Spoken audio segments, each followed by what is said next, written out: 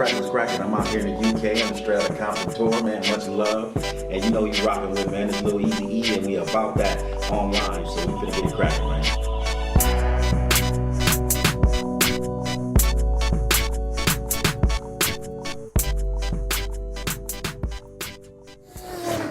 Peace, family. We joined this week with an extraordinary special guest, and this is a hip-hop legend and just a musical legend in his own right, and it's DJ Yella. So, what's good, sir? Oh, not too much. Just hanging in there. I'm good. Well, you definitely still hanging in there and still being a trailblazer for the culture, somebody who's had a career that spanned, you know, over decades and still continuing to make major moves and strides. Recently released a new book, so we're going to get into some of that and stuff as well. But, you know, we definitely want to give you flowers for the stuff that you've done for hip-hop and continue to do. But for the benefit of our audience, can you give us a bit of an introduction on how you kind of got started with music? How did you know this was something that you was going to get into? Well, I didn't know I would even get into it. You know, I didn't dream about it. Wasn't planned, you know, none of that kind of stuff. When I was a little kid, I didn't drink. Nah, I didn't do all that. It just happened. And I started being the DJ in a club called Eve After Dark back in the kind of early 80s.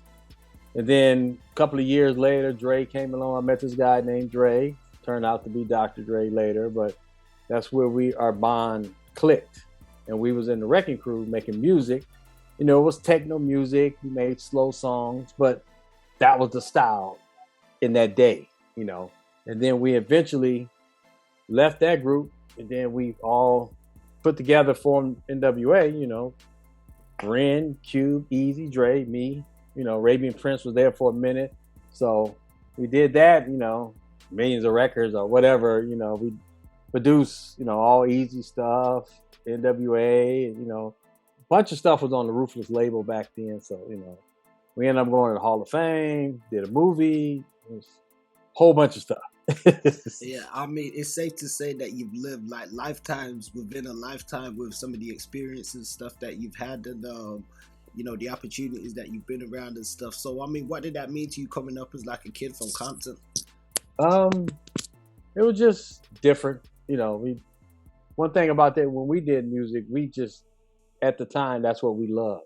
So we just did it. It wasn't, are we going to make a bunch of money? Can we get gold records? We knew nothing about gold records, platinum, double platinum, Hall of Fame. We didn't know nothing about it. We just did what we loved at the time. And that's what we did. We made the music the way we wanted to, not to make it for the radio or anything like that. We just did our thing. Yeah, no, definitely. You know, I mean, we spoke to Lonzo not too long ago, you know, one of the godfathers of West Coast hip hop and stuff. And, you know, just speaking about the Wreckin Cru and, you know, some of the work that you guys did at that point, you know, it was really early on, as he said, you know, doing techno and different sounds and stuff like that. You know, some of the sounds were really still hot, Temptation and stuff like that as well. You know, he mentioned that you could be interested in potentially doing some tour stuff back together as well. You know, bringing the crew on the road again. I'm already DJ around the world already. It stopped ever since the pandemic, you know, the past 2 years, whatever it is. I just did a show last week with me and Eazy's son, Little E, in Fresno. So that was cool, you know. But I mean, we may do something, maybe book signings or something. I don't know. Actually, me performing Wreckin Cru, nah, I ain't gonna perform that. Nah, but it's something. You never know what might happen in the future. Anything is possible. Yeah, I mean, he did mention that you guys all have books out at the minute. He got a book out, you've got a book out, and I believe he said Cli-N-Tel. Cli-N-Tel, yeah. As well. So, yeah. And we know with the touring, we've seen ourselves, you in the UK tearing it down with Lil Eazy and stuff as well. And I think he was saying it would be dope having some kind of, you know, world-class Wreckin Cru / N.W.A. legacy sort of tour, you know. Yeah, I like to sit back and see that one. But I mean, touring is cool. That's what I do. I mean, that's what me and Dre did back then. We used to like the road a lot. But then the studio came and we was in the studio all the time because it was hits after hits after hit. You know, it wasn't a break hardly. We just the 4 good years of Ruthless, it was hit after hits, millions of records sold. And think about this. It goes back to me and Dre as an egg back in 83, maybe 84. And look, all came since then. A lot that came from the Snoops, the Eminems, the 50 Cent. I mean, so many. Warren G. I mean, it's so many. The Eazies, the Cubes, Yep. you almost can't name them all. Yeah, no, exactly. I mean, to mention even Lonzo again, he did say that there's probably been only 3 rappers that came from, doing different backgrounds within music and then taking it to a different level, and that was you, Dre, and Tupac. Having kind of early beginnings in Digital Underground and World Class Wreckin Cru, and then going on to take it to higher heights like you guys. I mean, but the difference between us and Tupac, we was producers. He was just a rapper, so he just rapped with this and then rapped with that. Yeah, which is different, but we changed. We did music, and then we totally changed to this kind of music. So I mean, it's both. It's potato. Yeah. Oh yeah. do you feel did you ever feel to get on any of the rapping and stuff like that? Is there any unreleased stuff with you rapping on? Laying any verses? No, I'm not a rapper. Never was, never. Nah, that ain't my style. Never has. It just, I don't like to hear myself already talk, on audio or something. So I'm like, nah, rapping just ain't me. Some people need to be told they can't rap, but I can't rap. So yeah. So I mean, even could we heard with like everybody says Eazy, he didn't actually set out to be a rapper. It was something that we kind of stumbled upon in a sense where I mean, he still had a natural cadence, and a talent for it, I'd say, but sometimes. Well, he wasn't a natural rapper. Tupac, that's a natural rapper. He can just bust on you. Nah. He had to be, the words had to be right. We had to do the takes over and over and over just to get the sound right, so he wasn't just a natural born rapper. He had the sound, he had the look, and that's all it took. And then the lyrics was the lyrics he was saying. So that's what did it. But he could never battle somebody in the garage or something like, never. Yeah. I mean, he did have that lyric, "Don't ask to battle me, homeboy, what's that?" Yeah. I mean, he definitely left a huge imprint on the culture and stuff with his lyrics. I mean, I enjoyed even the stuff he did afterwards when Cube and stuff left, and I think could have been Naughty by Nature. I think wrote some of them. Like, a couple of on the later ones after Dre left too. Yeah. And I mean, you actually stayed around until the end, so you seen the whole span pretty much. Yeah, I mean, I was there until the dirt got poured on the grave. So, I mean, I don't ever brag about that or anything like that. I was just there. I just happened to be there. So that's all. I mean, unfortunate, but I just happened to be there. Yeah, no, I mean, it's definitely commendable because when we think of something with such a huge legacy and stuff, and that's one thing that we're glad that you've still been able to maintain your position within it and stuff with the book, and be able to tell your story and stuff as well, and people get a wider understanding of the work that you do and have continued to do, because you haven't stopped. You've continued DJing and stuff as well. I've seen you tearing down like live shows. You've been all around the world and stuff, and even recently reintroducing like Lil E to like live shows and stuff like that, which I think was great. How good did that feel for you as well? To bring out Eazy's son as well. It was weird the first time because we was going to Paris and he was asleep on the plane. I was just looking at him. I'm like, you look just like your daddy, and he sounds like him. His mannerism is like his daddy. I'm just like, he's a little bit bigger than his daddy, but he spit him out.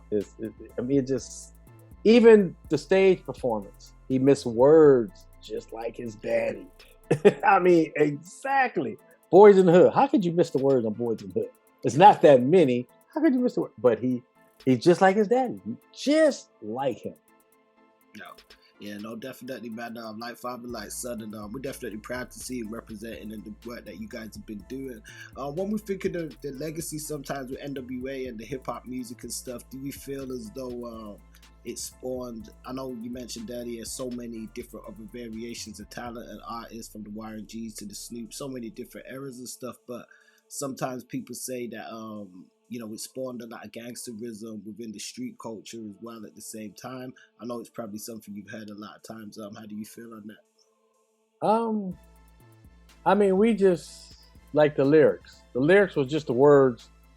We open our front door, that's what we see. That's what we talked about. Our style was what people in the ghetto wore back then. I mean, we didn't create a style it just was us. That was just naturally us looking from the ghetto. You know, just because it was Compton, it's ghettos all over the world. So, you know, ghettos are ghettos for me. But it's just amazing how the culture is still going, you know, that gangster rap or it was street music in the beginning. We were like underground reporters, but yeah, that music is still going on. It's just, we started something and we didn't even try to start. Yeah, I think when we take some of the album, even titles and the concepts, and I guess what was being expressed, I think like even I guess we gotta say Zagging for Life album. I think it really expressed a lot of social commentary on higher levels than it was given credit for. If that, I think some of the stuff that Brand and even Eazy and you guys were speaking about, and was really given as you said, like a journalistic depiction. Yeah. Pointing things out, but I think a lot of the times people just associated with the harshness of the street reality in the music. Yeah, I mean, it just, on that album, we grew up in production. The production was 100% different from the original one. Yeah. Even though the original was still the best, but not the best quality. The second one was by far the best. The words was harder, the music was harder. Yeah. It just, I mean, I forgot. I haven't really listened to it. I forgot we rapped about some stuff on that. Yeah, definitely, man. Oh, man. That was a pretty deep album. Yeah, that was pretty deep. Wow. It was, man. And when you mention the production, I think it's a great note, because often I think, even with, Eazy, God Bless the Dead, I feel as though just at that time of production in hip-hop, you guys were helping even form that G-Funk sound as well, prior to it being credited to what it was. And I think, a few years on just where the sound would have been and what it could have been, I think it would have been a lot more even huge when we think of even just Bone Thugs and a lot of the different artists that was around and stuff at the time, and just some of the other production that was getting mixed in. It was constantly evolving. Oh yeah, I mean, it was just a grown-up sound that stayed around for a long time, for quite a while. I mean, Dre took it over to when he left. It just, the Bone Thugs, that was totally different. That was a totally different. They remind me of us, not rapping like us, but just being different from the crowd. We was different from all the New York groups and stuff. They came out different from everybody, even the West Coast. So that's how they still can be around right now, because they were just like us, different. And it's the sound. And it's the sound. I mean, it's amazing that we talking about this stuff 30 years later. Man. It's just like, wow. So that lets you know we was way ahead of our time. Okay. Even though we hit at that time. Most people that do that don't hit at that time. They kind of hit later. But we hit at that time, 30 years, and then we hit again. It's just like, how many groups have done that? I don't know any. Maybe a couple of big rock and rollers. Maybe. That's a maybe. Yeah. No, you're right, 100%. And I think sometimes some of those things are overlooked. Even when you say being ahead of time, I feel as though Ruthless as a label, even itself, was very ahead of its time when we think of the talent pool that was there, and what some of those artists even went on to do afterwards. And a lot of people didn't realize they had earlier beginnings, maybe with Ruthless Records and stuff as well. Even like your Cocaines and some of these other artists and stuff as well. I think even, the Black Eyed Peas said at one point they was trying to get signed with Ruthless and stuff as well. Yeah, I remember being in the studio, I remember them. I remember them recording at our studio. But they was called I Am or Will 1X or something. I remember them. I'm like, I know this guy. Wow. Yes. So, it's crazy, man. And as you said, 30 years later, in some cases, the history stands for itself, and Yeah.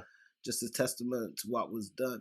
I'd ask yourself then, who was one of your favorite artists then at Ruthless that you say probably At Ruthless or, well, I mean, us, the DOC. okay, DOC was yeah, DLC was he was tight, something man. else. He was finna be the next whatever he was gonna be. He was about to be that. He was about to take over the solo artist. Definitely, because he was so Yeah. far ahead of himself. But even after his accident, his pen still kept going. He kept writing.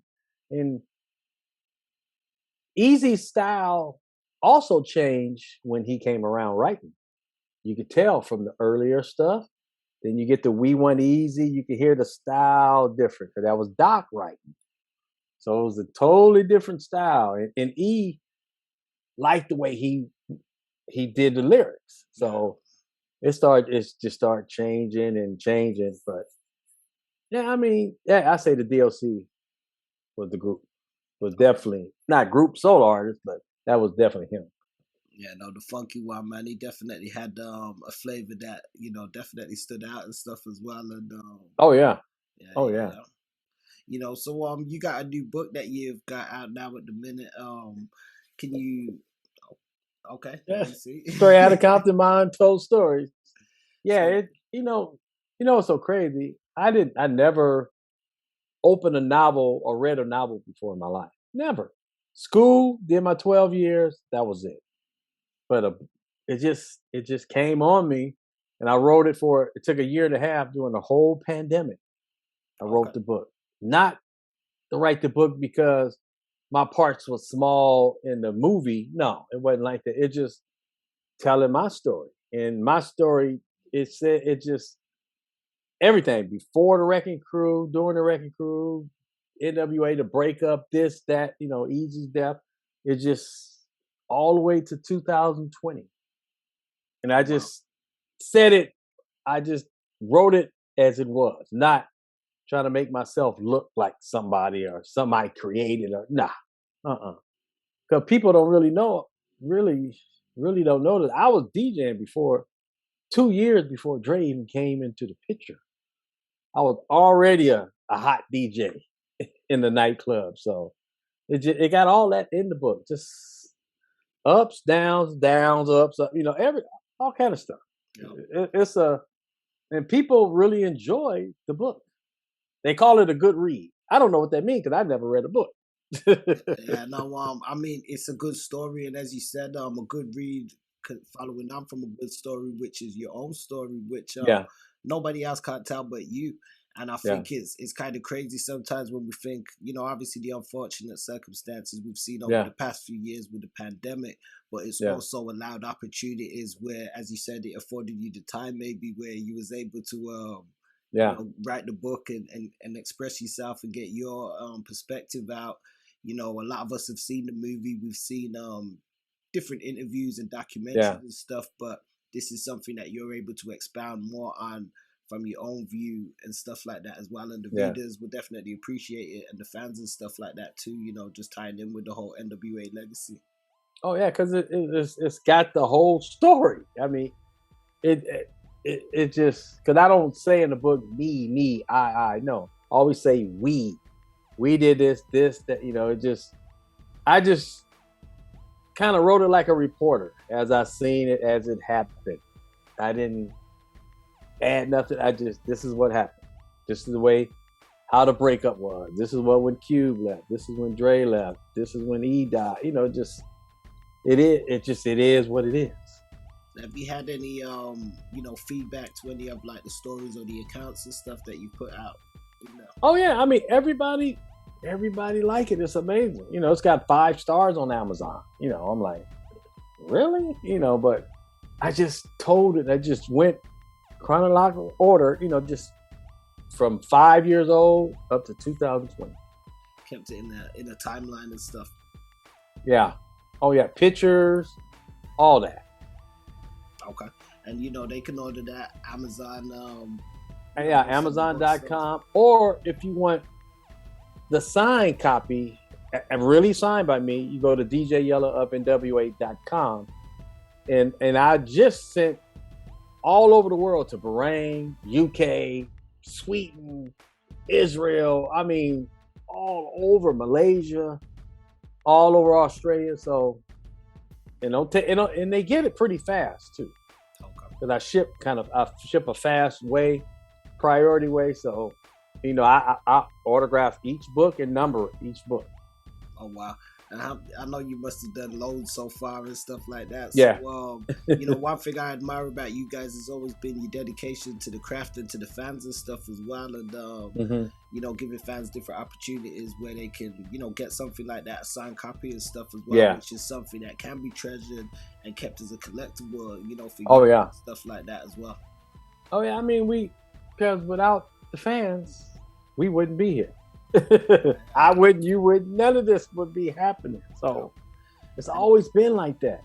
Well, to us, that's how we was. We never felt like stars or nothing. We felt more like stars, me and Dre, in the Wreckin Cru days when we was DJing every night. That felt like a star.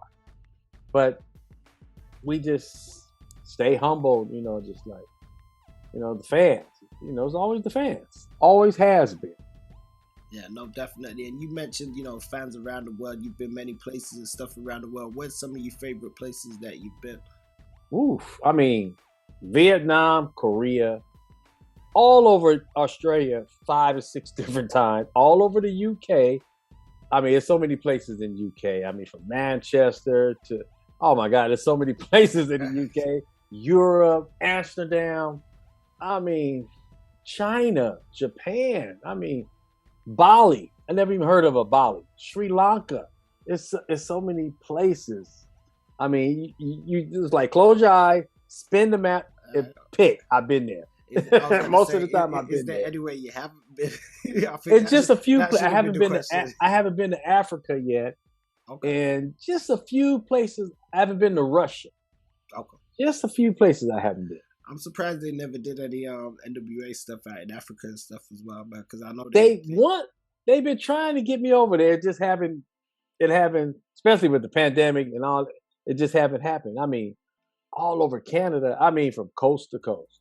I mean, all over the UK. I mean, all the towns. Ireland. I've been to both sides of Ireland. I didn't even know it was 2 sides to Ireland. And Northern Ireland. And, yeah. Where the Titanic was, even over there. You say the Rock Island there, they say, nope. They say, Yeah, no, definitely. And you recently, as you said, you mentioned the show you did in Fresno with Lil Eazy and stuff. We saw some of the footage and stuff for that online. That looked like a great show and stuff as well. Oh yeah, that was cool with E40 and stuff. Yeah, that was the first show in 2 years. Yeah, I was gonna say it must be good getting back on the road and sort of getting back in the swing and stuff. Yeah, yeah, it was cool. It was just okay. Let me get back into show shape, as they say, moving around. But it was fun. Performing that's just something. Performing is fun. I mean, being on the stage is just something different.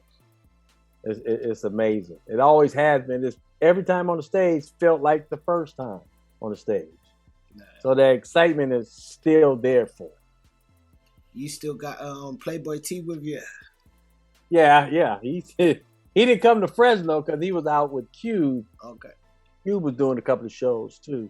So, oh yeah, we and I got shows lined up for the UK in Europe. So it's just trying to time it. I think it's gonna be in 22 because all this going around.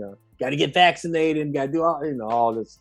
It's just so much going on, boy. The world is in turmoil. Oh yeah, definitely. And we won't get into too much of the politics of the crazy world right now, but it will be good to definitely see you guys back out in the UK and stuff as well. And we'll be keeping people informed and updated. One of the things in hip hop we've seen recently was the verses, which has been a huge thing. I don't know if you had a chance to check it out, and if there was an N.W.A. versus, who do you think you could go up against? Me, I don't rap, so I know I can't. Well, the crew, they gotta play the song, so you still part of the crew. You ain't gonna get. Yeah. I mean, Ren was the strongest voice. Yeah. Ren was the strongest voice in the group. Definitely Ren. Then it would, E was the look and the sound. Ren was the strongest, and then Cube had the style. So it's just. I mean, versus you could go up against another group. So this could be like, N.W.A. versus. It had to be N.W.A. and Public Enemy or something. It could only be PE or something. Yeah, it had to be against PE. Yeah, no, that would be big, man. Hopefully, we could get something like that happen and stuff for the culture, Yeah. Before we wind down, we usually ask, any messages for like young people out there for the next generation that, you would impart, whether it's them trying to get into the industry and stuff, or even just life advice. I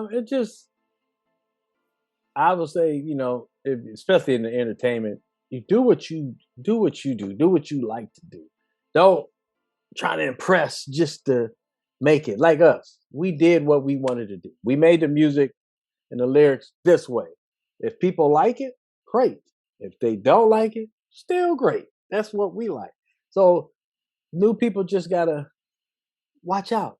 Paperwork. You need lawyers. It's all kind of levels of getting paid for songs and stuff like that. So we learn from our mistakes. This, no paperwork. This, no paper. All this, no lawyers. So you gotta really watch it. These days everything is so sophisticated and social media. But now people don't have to work so hard like we did. We had to work from scratch. We had to, just say we baking cookies. We had to create the dough. Nowadays, they can just Amazon, get your cookie make, and then boom, you got a star is born on TikTok or YouTube or something. But we had to do it the hard way. So you just got to do what you like. Do what you feel. That's what the best advice I can give them is do what you feel. Do it the way you want to do it. Not, they doing it over there, let me copy. We weren't the copycat. So, nowadays a bunch of copycats. Everybody sound the same. So just try to be original. That's it. Just be original. Most definitely, and that's sound advice. I know you say you wasn't rapping on a lot of the songs, but what one of your all-time favorite songs from the camp that you would hold up there? For our songs? Yeah. Or just our song? I like Compton in the House. I don't know why. It's one of the older songs. But I just like Compton in the House. I don't know why. I like Eazy's Still Talking. Always like that song. I even like performing it with his son, with Lil E. We did that in Fresno. That's fun. That was like a couple of my favorites because they're the earlier ones we did. They're just my favorites. Okay, definitely dope selections. So you've got the book out, Straight Outta Compton, the Untold Story. They can definitely get that on Amazon, and they can get it from your website and stuff as well, which we'll provide a link for. Is there anything else you want to plug on, like your social media and stuff, where they can find you and stuff? DJ Yella of N.W.A. That's Instagram and Facebook. So I'm the one that's working them, not nobody else. I answer people. I like pictures and all kind of stuff. People say, I see people there, do he say anything? I say, yes, I do. I don't be on it every day, but every few days I go check it and I go through all the stuff and answer the DMs and everything. So. Okay, most definitely, man. So we definitely appreciate your time and stuff, Yella, and we definitely salute you for your accomplishments and stuff within hip-hop and the culture and your contributions and what you continue to do. Keep us updated with the tour dates and stuff like that, and as well, with the book and of it, new releases. Oh, yeah. All right. Thank you. Truly. Thank you. You guys are in what part of UK? London. Yeah. Been there many times. Yeah. Oh, yeah. Bridge, all over. Wow. Yeah, I think the last tour I saw was when you guys came and you did like Gloucester, a few days. Yeah. It was a big tour. Oh yeah. And, yeah. there was a whole lot of fans and stuff out. Everybody, you know, Yeah. the shows were packed. Everybody was happy to see you guys Yeah, and stuff. So, yeah. I like going to the UK. We've been there so many times. Wow. yeah. So after the pandemic, well, you know, let's hope that we can get things back up again, and everybody stay safe out there in the meantime, man. Oh yeah. Okay. Thank you. All right. Much love, my brother. All right.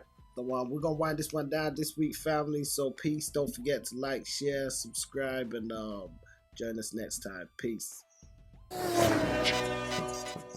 Peace, family. Don't forget to like, share, and subscribe, and check us out on about.online.com. Don't forget to check us out on Facebook for exclusive playlists and social media for all different types of segments and content.